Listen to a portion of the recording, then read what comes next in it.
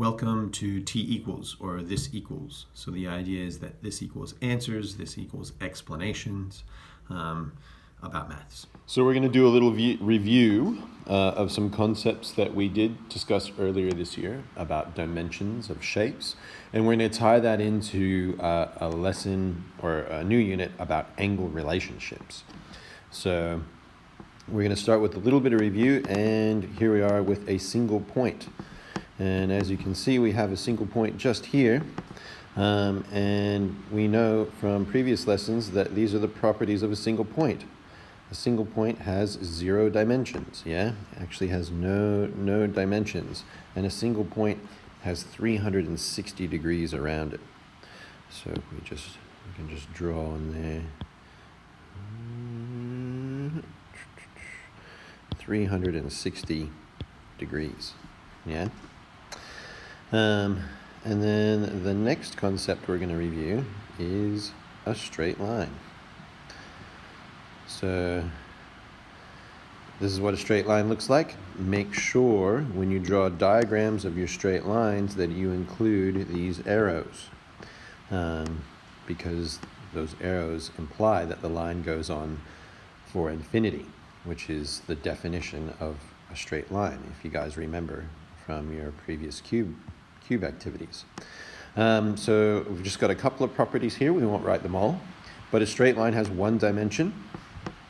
So 1 dimension, and a straight line has 180 degrees on either side of it.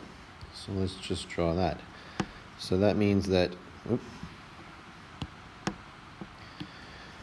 straight line, if you take either side of it, it has 180 degrees. And on this side of it, it has 180 degrees, which makes sense, right? Because we could also draw a straight line through this single point here. And we know that around the single point is 360 degrees, so the straight line cuts that in half, so it'd be 180 on either side, just like this. Okay. So here we have a straight line, has 180 degrees on either side of it. This is called the angle sum of a straight line.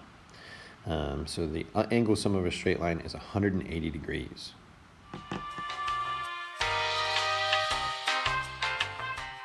Now we're going to be looking at intersecting lines and vertically opposite angles.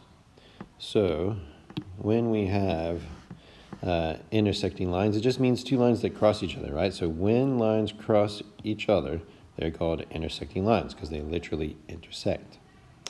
And then the next thing is that intersecting lines have 2 pairs of vertically opposite angles. So I think it's really important to highlight this vertically opposite angles, because that's sort of a vocabulary term, vertically opposite angles. So in this one, the pairs of vertically opposite angles are angle A, and angle B. And then also there is angle X and angle Y. So I've just thrown in this little bit of notation here. Whenever you see this is a shortened way or a mathematical notation for writing angle.